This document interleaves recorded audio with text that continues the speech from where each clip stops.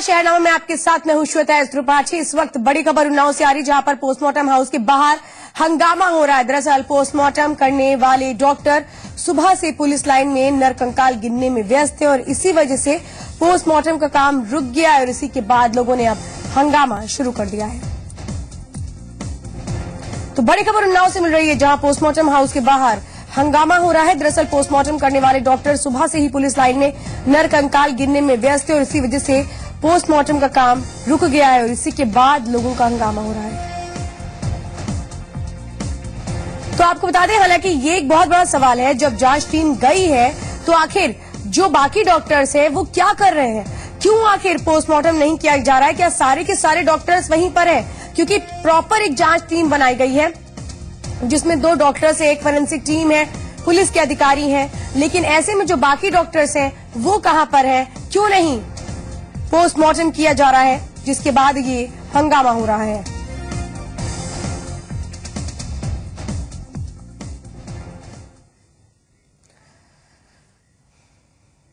उन्नाव में नरकंकाल मिलने के मामले में 4 सदस्यीय जांच टीम मौके पर पहुंच गई है। नरकंकालों की गिनती की जा रही है। इस टीम में सिटी मजिस्ट्रेट, डीएसपी और 2 डॉक्टर मौजूद हैं, जिनमें से एक फोरेंसिक एक्सपर्ट भी है।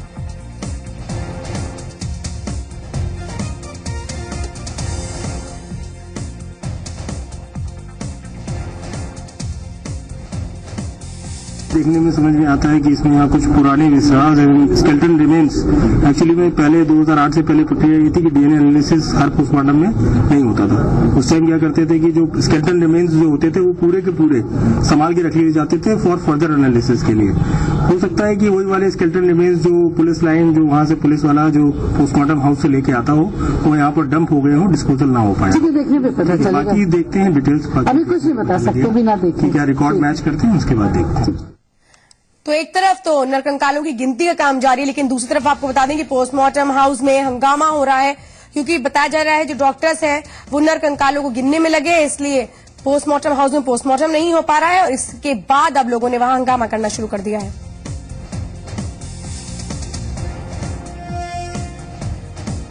तो बताया जा रहा है कि पोस्टमार्टम करने वाले डॉक्टर सुबह से ही पुलिस लाइन में नरकंकाल गिनने में व्यस्त है और इसी वजह से पोस्टमार्टम का काम रुक गया है। प्रसून जी मीडिया संवाददाता हमारे साथ हैं। प्रसून, एक बात बताइए, 2 डॉक्टर्स नरकंकालों को गिन रहे हैं, जिसमें एक फोरेंसिक एक्सपर्ट है और एक डॉक्टर है, तो बाकी डॉक्टर्स कहां पर हैं? वो क्यों नहीं पोस्टमार्टम कर रहे हैं, जिसके बाद इतना हंगामा हो रहा है? देखिए, स्वास्थ्य महकमे की एक बड़ी लापरवाही से कह सकते हैं श्वेता, कि जिस तरह से पोस्टमार्टम ड्यूटी में तैनात डॉक्टर को यहाँ लाया जाता है, डॉक्टर संजय जिनकी ड्यूटी थी पोस्टमार्टम हाउस में पोस्टमार्टम करने की, उनको यहाँ पर डॉक्टरों की टीम के साथ लाया गया और बराबर जो नरकंकालों की गिनती अभिलेखों से मिला के करनी थी उनको यहाँ लगाया गया है। वहां पे परिजन लगातार इस बात को लेकर हंगामा कर रहे हैं कि उनकी जो डेड बॉडीज है वो कल से पड़ी हुई है और आज 3 बजने से ऊपर का समय हो गया है, मगर अभी तक उनका पोस्टमार्टम नहीं किया गया है और लगातार वो लोग हंगामा इस बात को लेकर के कर रहे हैं कि आखिर प्रशासन ये बताए। नहीं, तो सुबह से ये हंगामा हो रहा है, क्यों नहीं स्वास्थ्य विभाग कुछ कर रहा है? किस बात का इंतजार कर रहा है? देखिए, जब भी उनके परिजनों ने जानने की कोशिश की कि आखिर वजह क्या है, उनका पोस्टमार्टम क्यों नहीं किया जा रहा है, तो उन्होंने ये कहकर टाल दिया कि अभी घंटे भर बाद शुरू हो जाएगा, मगर अभी तक वहां कोई डॉक्टर नहीं पहुंचा है। लगातार लोग हंगामा कर रहे हैं। पुलिस अब मौके पर पहुंची है और अधिकारी भी मौके पर पहुंच रहे हैं। जो डॉक्टर यहाँ संजय तैनात थे उनको अब यहाँ से अब भेजा गया है। तो जाहिर सी बात है, जो हिंदू रीति रिवाज के अनुसार सूर्यास्त से पहले उनका अंत्येष्टि कर देनी थी, मगर उन लोगों की भी नाराजगी लगातार बढ़ती जा रही है। श्वेता, चलिए प्रसून, आपसे आगे भी अपडेट लेंगे। फिलहाल पूरी जानकारी देने के लिए बहुत बहुत धन्यवाद। तो उन्नाव में नरकंकाल मिलने के मामले में 4 सदस्यीय टीम अब पहुंच चुकी है और वो नरकंकालों की गिनती कर रही है। इस टीम में आपको बता दें कि सिटी मजिस्ट्रेट, डीएसपी और 2 डॉक्टर्स हैं, जिनमें से एक फोरेंसिक एक्सपर्ट भी है। ब्रिजेश श्रीवास्तव है हमारे साथ, जी मीडिया संवाददाता उन्नाव से। ब्रिजेश, क्या माना जाए, कब तक काम पूरा कर लिया जाएगा और अभी जिस तरीके से गिनती की जा रही है, क्या बताया जा रहा है, कितने नरकंकाल अब तक मिले हैं?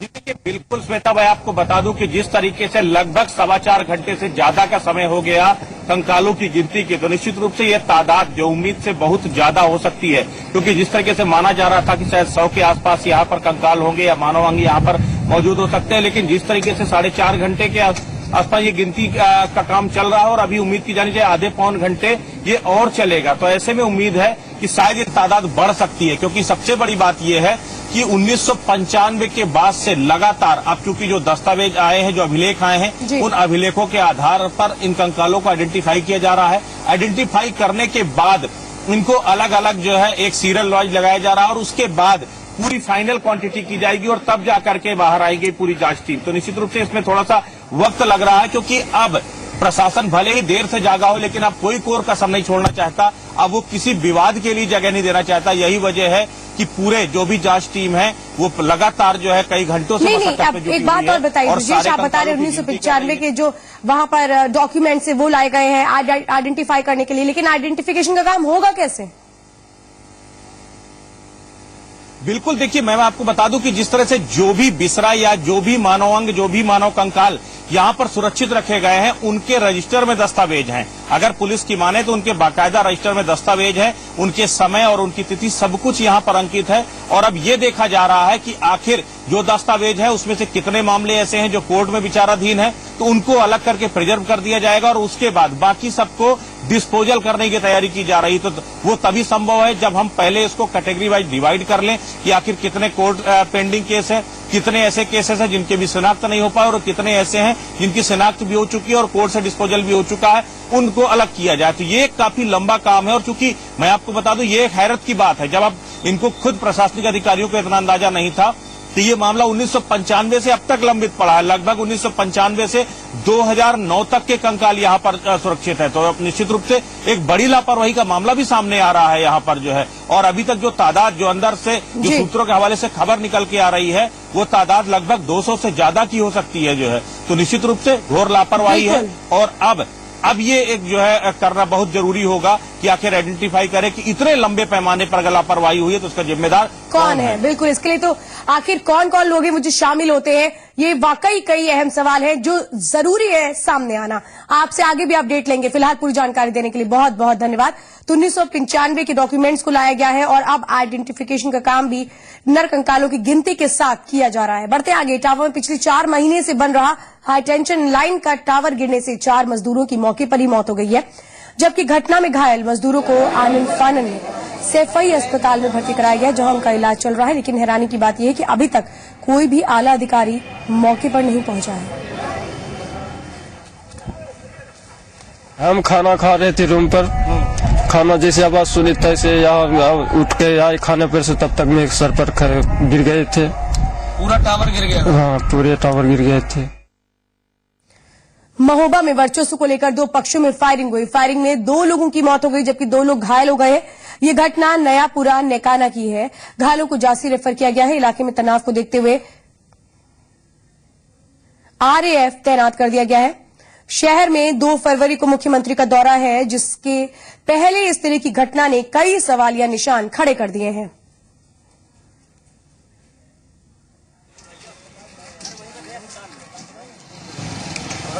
श्याम सिंह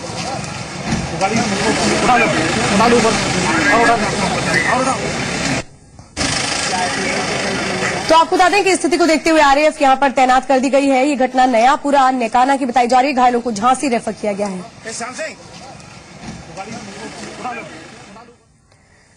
भदोही में मानव अंगों के साथ खिलवाड़ करने के मामले में जी संगम की खबर का असर हुआ है। इस मामले में सीएमओ ने जांच के आदेश दे दिए हैं। आपको बता दें कि स्वास्थ्य विभाग ने पिछले 10 सालों से पोस्टमार्टम के बाद सुरक्षित किए गए विसरा का निस्तारण अब तक नहीं किया है। इतना ही नहीं, 250 से ज्यादा विसरा को पुराने जिला अस्पताल के शौचालय में फेंक दिया गया। दरअसल पिछले 4 साल से स्वास्थ्य विभाग विसरा को पुलिस को सौंप रहा है, लेकिन उससे पहले 10 साल से ज्यादा के विसरा कूड़े के ढेर में फेंक दिए गए। अब ये विसरा न पहचान के लायक है और न ही इनसे जांच में मदद मिल सकती है।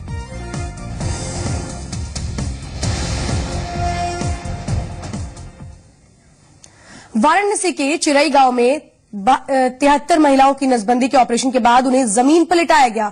ठंड की वजह से महिलाओं की हालत बिगड़ गई है, जिसके बाद परिजनों के विरोध करने पर पास के टेंट हाउस से गद्दे मंगवाए गए।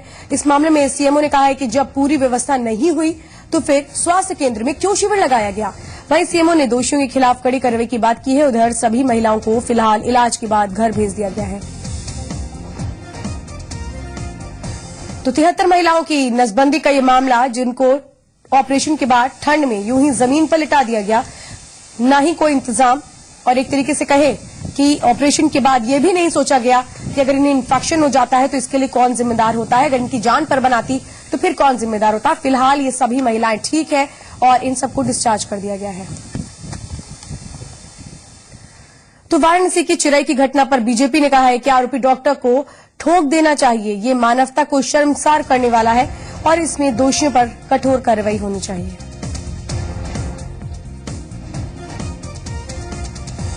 निश्चित तौर पर ऐसे चिकित्सक को, जिसने डॉक्टर की डिग्री लेने के बाद जो शपथ ली थी मानवता की, उसका सीधे सीधे उल्लंघन किया है, सख्त कार्रवाई उसके विरुद्ध होनी चाहिए।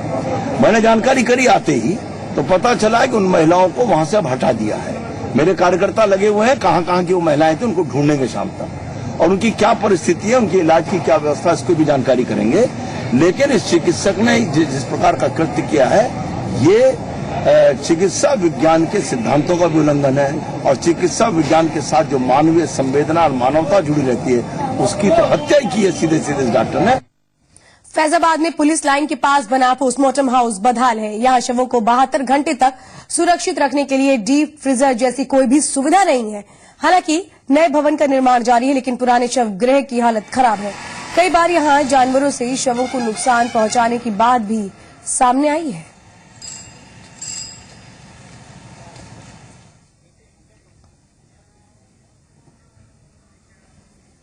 फैजाबाद में इन दिनों लोगों की जुबान पर शरीफ चाचा का नाम है। दरअसल शरीफ चाचा ऐसे लोगों को सहारा देते हैं जिनका कोई वारिस नहीं होता।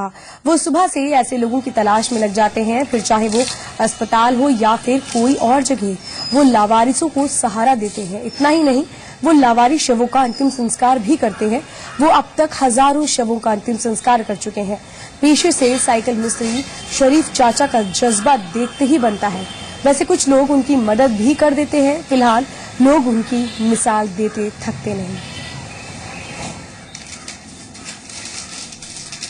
24 साल वहाँ हमारा एक लड़का गया था सुल्तानपुर, और इसे किसी ने मार के वहाँ फेंक दिया, और मोहम्मद रईस नाम था, और वो मेरा बहुत बड़ा सहारा था बढ़ोती का। उसके बाद उसको एक महीने के बाद थाना इंचार्ज कपड़ा लेके पीरू टेलर शंभू मार्केट में आए और दिखाया किसी की लाश थी। मैंने कसम खा लिया है कि मेरे लिए न कोई हिंदू है न मुसलमान। जब से मैंने अब तक 24 साल से अब तक मैं करीब 24 साल हो चुके हैं, मगर अब जब तक हमने हिंदू मुसलमान है, हमारे लिए सब है इंसान। जब तक जिंदा रहूंगा, जब तक मैं किसी की लाश को फेंकने न दूंगा, चाहे मुझे खाना मिले चाहे न मिले। अभी भी मैं किराए के मकान में रहता, अब तक मुझको शासन ने कोई किस्म की कोई मदद नहीं की। यूपी एसटीएफ की टीम ने कुख्यात अपराधी धारा सिंह को अहमदाबाद से गिरफ्तार किया है। धारा सिंह आगरा और आसपास के इलाकों में काफी सक्रिय था। इसके ऊपर आधा दर्जन से ज्यादा हत्या और अपहरण के मामले दर्ज हैं। बड़ी खबर इस वक्त, यूपी एसटीएफ की टीम ने कुख्यात अपराधी धारा सिंह को अहमदाबाद से गिरफ्तार किया है। धारा सिंह आगरा और आसपास के इलाकों में काफी सक्रिय था और इसके ऊपर आधा दर्जन से ज्यादा हत्या और अपहरण के मामले दर्ज हैं।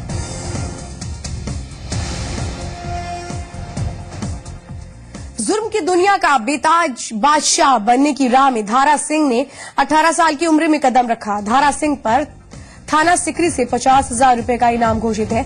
आगरा के अलावा धारा सिंह के धौलपुर में भी मुकदमे दर्ज हैं। थाना इरादत नगर से 32A हिस्ट्री शीटर भी है धारा सिंह।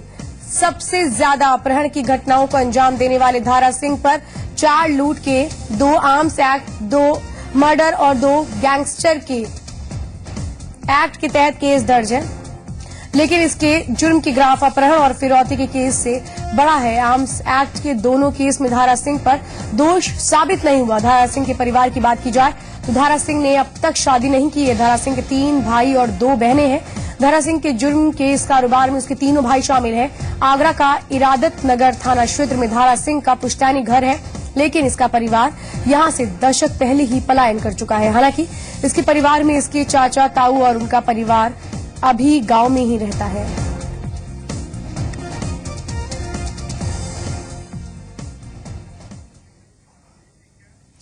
बरेली में फतेहगंज पश्चिम के नौगवा कस्बे में डकैती की बड़ी वारदात हुई है। दर्जन भर हथियारबंद बदमाशों ने एक प्रॉपर्टी डीलर के घर पर हमला बोल दिया है। 9 लाख के जेवर समेत 2 लाख कैश लेकर फरार हो गए हैं। बदमाशों ने घर में मौजूद लोगों के साथ जमकर मारपीट की और उन्हें बंधक बना लिया। इस दौरान घर में मौजूद कुछ मेहमान भी लूट का शिकार हो गए। इस घटना के बाद इलाके के लोग सहमे हुए हैं।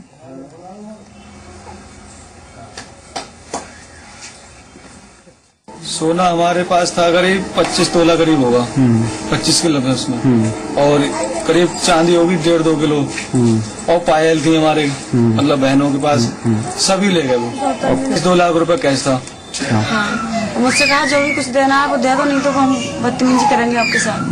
हाँ, वो कह रहे थे कि देना तो दे दे, नहीं तो हम अभी मार देंगे जान से सारे लोगों को, जितने लोग हैं। 15 लोग, 15-16 जेवरात और नगद पैसे ले गए हैं। इसमें कुछ महत्वपूर्ण सुराग मिल गए हैं और ये पूरी संभावना चुकी। अमरोहा में प्रशासन ने मुखबिर की सूचना पर कोल्ड स्टोरेज पर छापेमारी करी है और करीब 1000 बोरी सरकारी चावल और करीब 400 बोरी चीनी बरामद की है।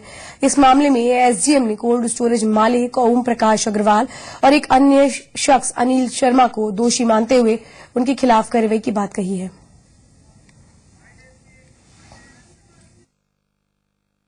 इसे छापा लगा करके खुलवाया गया तो देखा कि अभी जो सरकारी बोरे होते हैं उन्हीं में चावल लगभग 1000 प्लस पाया गया है और यहाँ चीनी भी मिली है। अब इसकी पूरी इन्वेंट्री बना करके जिन्होंने ऐसा कार्य किया उनके खिलाफ कार्रवाई कराई जाएगी। देवरिया में विधायक निधि के तहत किए गए काम में घपला हुआ है। दरअसल शहर में 2 महीने पहले 15 हाईमास्ट लैंप लगाए गए थे और इन लैंपों की कीमत 20 से 25 हजार रुपए बताई जा रही है, लेकिन इसके लिए 2,28,000 रुपए का भुगतान कर दिया गया। इतना ही नहीं, ये लैंप अब तक चालू नहीं हुए हैं। इस मामले में जिलाधिकारी ने सीडीओ को जांच के आदेश दिए, जिसके बाद दोषियों पर कार्रवाई की जाएगी।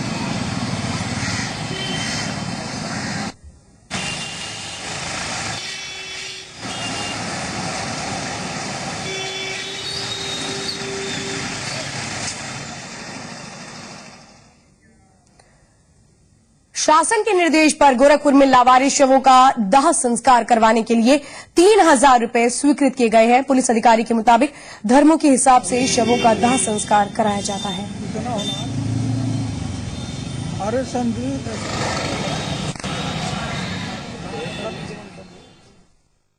ये जो लाशें, कोई भी लावारिस अगर लाश पुलिस को प्राप्त होती है तो सामान्य तौर पर उस लाश को के परिवहन के लिए फंड थाने में होता है।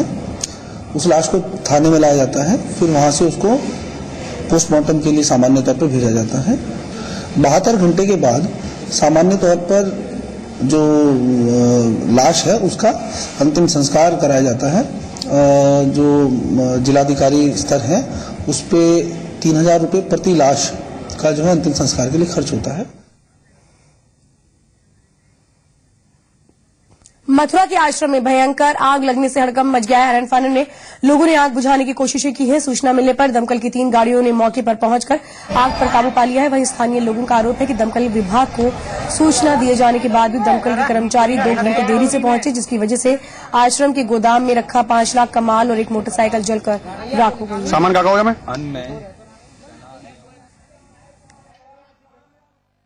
जब एकदम धुआं उठा उसी समय हमने कॉल भी की पुलिस।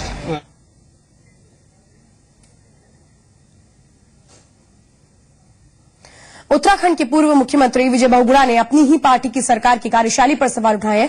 उन्होंने आरोप लगाते हुए कहा है कि जब वो मुख्यमंत्री थे तब उनकी सरकार के वक्त में कई जनहितकारी फैसले लिए गए थे, जिन्हें बीते 1 साल में लागू नहीं किया जा सका। उन्होंने कहा कि जनता में नाराजगी और अगर जनता धरना प्रदर्शन करती है तो वो इसमें शामिल होंगे।